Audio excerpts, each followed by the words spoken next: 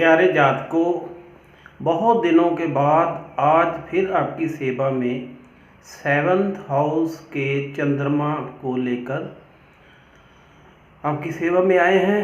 तो सबसे पहले तो उन भाइयों का बहुत बहुत शुक्रिया अदा करते हैं जो हमारे वीडियो को देखते हैं, शेयर करते हैं, सब्सक्राइब करते हैं और लाइक करते हैं। और बात करते हैं, जब सेवंथ हाउस में चंद्रमा हो तो उसे हम लक्ष्मी का अवतार मानेंगे, जहाँ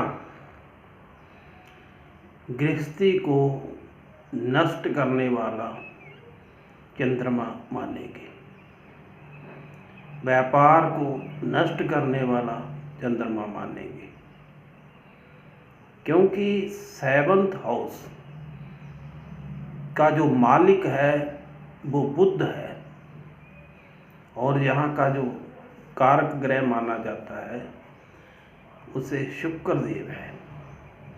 मतलब बुध और शुक्र का जो ये सेवंथ हाउस है, चंद्रमा से दोनों की मित्रता नहीं है, दोनों का स्वभाव चंद्रमा से मिलता जुलता भी नहीं है।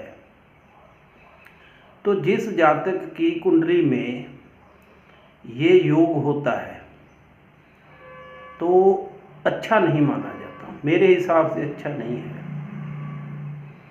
क्योंकि मुझे गोल मोल बातें करने की आदत नहीं है।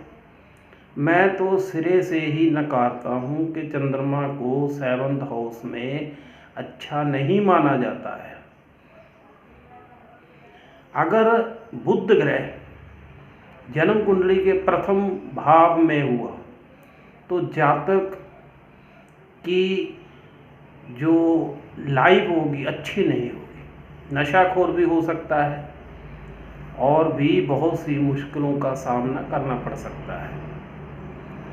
ऐसे ही अगर 24 वर्ष की आयु में शादी कर ली तो भी शादी बर्बादी में बदल सकती है। ऐसे ही अगर यहाँ चंद्रमा को किसी पापी ग्रह की टक्कर पड़ रही हो तो भी दाम्पत्य जीवन नरकमयी हो जाता है। इसके साथ ही अगर जातक की शादी हो गई है तो जातक की पत्नी, माँ और बहन तीनों का आपस में टकराव, लड़ाई झगड़ा रहता है तो भी अच्छा नहीं माना जाता। क्योंकि जातक ऐसा होना चाहिए जो अपनी पत्नी, माता, बहन या भुआ में तीनों में बैलेंस बनाकर रखे, इतनी बुद्धि उसे होनी चाहिए।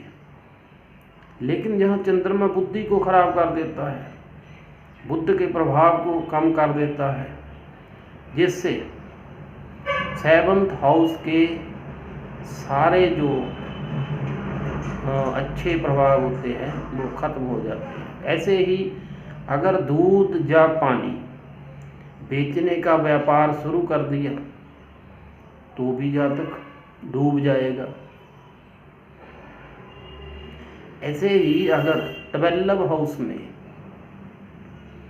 राहु, शनि, केतु ग्रह हुए तो भी चंद्रमा को 8वीं दृष्टि से दूषित करेंगे। परिणाम स्वरूप जातक की डेली इनकम पर बहुत बुरा प्रभाव पड़ेगा। मानसिक परेशानी भी हो सकती है, लड़ाई झगड़ा भी हो सकता है।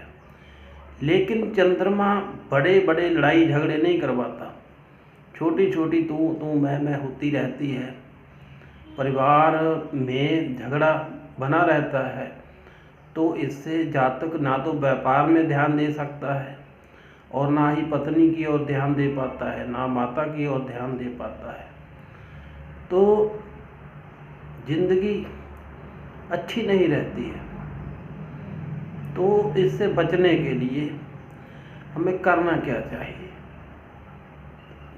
करना ये चाहिए कि दूध और मिश्री दोनों वस्तुओं का दान कर सकते हैं, चलते हुए पानी में बहा सकते हैं या किसी धार्मिक स्थान पर दान कर सकते हैं।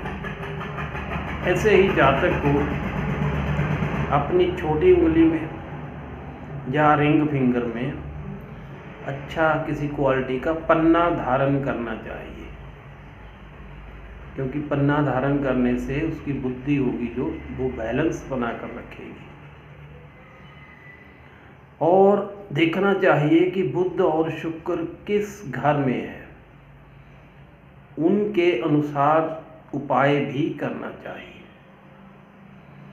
ऐसे ही माता से भी लड़ाई झगड़ा नहीं करना चाहिए। अगर माता से किसी भी प्रकार का मनमुटाव हो तो शांत रहिए। ऐसे ही आपकी पत्नी को चाहिए कि आपके जो ससुर या की सास है उनसे चांदी या चावल लेकर आपको दे, जिसकी जातक की कुंडली में चंद्रमा है, और उसे आप जिंदगी भर संभाल कर रखें। इससे भी काफ़ी ज़्यादा फर्क पड़ेगा। इसके अलावा शुक्रवार के दिन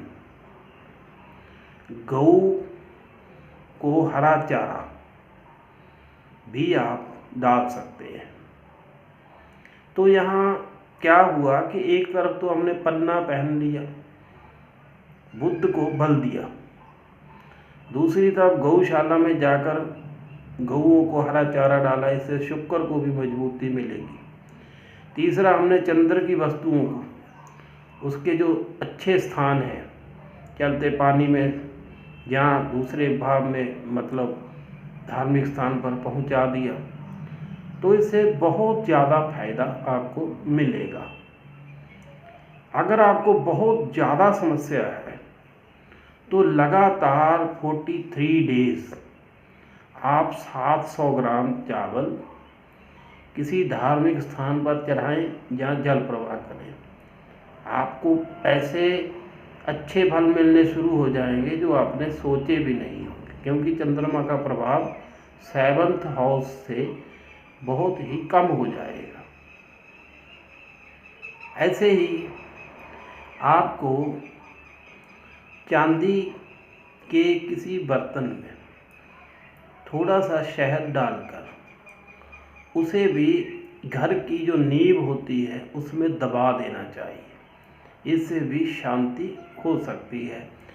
छोटी छोटी कन्याओं का पूजन करना चाहिए, उन्हें कुछ मीठा या हलवा बनाकर खिलाना चाहिए, तो इससे भी दाम्पत्य जीवन बहुत अच्छा चलेगा, डेली इनकम चलेगी और आपको किसी भी प्रकार की परेशानी नहीं होगी। इसके साथ ही हम विदाई लेते हैं। आने वाले समय में आपकी सेवा में फिर हाजिर होंगे। तब तक के लिए नमस्कार।